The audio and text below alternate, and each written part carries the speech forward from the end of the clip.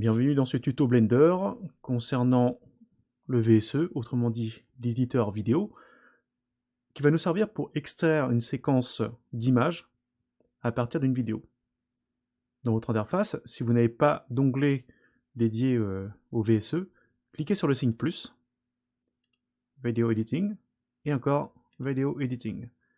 Un onglet va s'ouvrir dédié pour la modification, l'édition de votre séquence vidéo. Donc là, j'emporte en faisant un drag and drop ma vidéo. Puis je vais définir le début de la séquence avec le curseur de lecture. Une fois que je suis au début de séquence, j'appuie sur CTRL Home ou CTRL Début. Puis je vais déterminer à la fin de la séquence, par exemple ici, et j'appuie sur la combinaison de touches CTRL End ou CTRL Fin. Par conséquent, tout ce qui va être défini à l'intérieur de cet intervalle, en clair, donc sera calculé et sera rendu.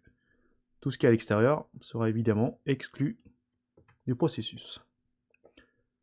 Intéressons-nous maintenant donc, aux propriétés de sortie de notre fichier, donc avec la résolution ici, ainsi que le framerate. Donc selon vos besoins, changez la résolution et changez le framerate. Donc par défaut, lorsqu'on importe une séquence vidéo, donc, Blender, on se met dans le framerate de la première vidéo qu'on a importée. Donc là, 30 fps. Par exemple, là, si ça ne m'intéresse pas et que je veux extraire une séquence d'images pour l'utiliser afin de faire une rotoscopie, par exemple, à un rythme de 25 images par seconde, donc là, ce qu'il va falloir faire, c'est changer le taux de framerate ici. Je vais mettre 25. Si je mets 25 dans la timeline, il y a un problème. Donc maintenant, on a plus d'images, puisque le nombre d'images, lui, reste identique. Je vous rappelle qu'à 30 fps, on a 5 images de plus par seconde par rapport à 25 fps.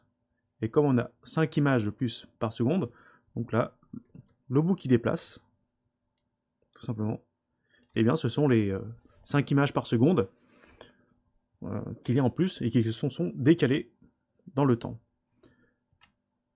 Donc là, si on veut recaler complètement notre séquence correctement, il y a plusieurs méthodes pour cela. Donc moi je vais vous en montrer une, donc celle que j'utilise. Pour cela, je sélectionne donc la séquence vidéo, qui est en bleu foncé. Donc on le connaît facilement grâce à cette icône-là, qui symbolise donc une séquence vidéo. L'autre barre, celle qui est en turquoise, ou bleu-vert ici, on voit que grâce à cette icône-là, ça représente une icône de son, donc de musique. Donc ça, je n'en ai pas besoin. Je sélectionne donc ma barre, qu'on appelle dans Blender le strip, donc le strip vidéo. Ensuite, je clique sur le menu Add, Effect Strip, et je viens sur Speed Control. Donc j'applique un effet sur mon strip. Une fois que c'est fait, donc on voit qu'il y a une bande verte maintenant qui apparaît dans le processus et qui indique tout simplement qu'on a appliqué un effet qui s'appelle Speed. Donc là, je vais appliquer tout simplement une modification qui va être très visuelle. Mais avant toute chose, il faut bien faire attention ici, donc là, dans Effect Strip, que la case ici, Stretch, soit bien cochée. Sinon, ça ne marchera pas. Une fois qu'on a bien vérifié que cette case est cochée, je sélectionne ma bande bleue à nouveau, je clique bien et je positionne bien donc le pointeur de la souris complètement à droite, puis j'appuie sur la touche G. G comme Grab, et donc là, ça va prendre l'extrémité droite de ma séquence, et je vais la recaler, par exemple comme ça, en mettant le même nombre, c'est-à-dire 334, qu'avec donc le nombre de audio qui est juste en dessous. Je valide en cliquant sur clic gauche, et donc là c'est bon. Donc maintenant, ma séquence, eh bien, je l'ai écrasée pour que ça corresponde à du 25 fps. Donc là, ce que je peux faire, bah, c'est lire tout simplement ma séquence. Donc là, voilà. Là, normalement, c'est bon. Je suis maintenant correctement en 25 fps et je n'aurai pas de ralentissement. Donc une fois qu'on a fait ça, qu'on s'est bien assuré de la résolution, du framerate, qu'on a bien remis donc la séquence correctement avec le bon framerate, tout simplement ce qu'il suffit de faire, c'est de cliquer sur le menu Render, puis Render Animation. Donc quand on fait comme ça, il faut faire attention, donc directement Blender va envoyer la séquence d'images donc dans un dossier par défaut. Donc là ça ne m'intéresse pas. Ce que je vais faire, c'est que je vais plutôt donc ici définir mon dossier. Donc là actuellement je l'ai envoyé sur en gros sur C et le dossier temp. Bon là ça ne m'intéresse pas, donc je vais changer ça.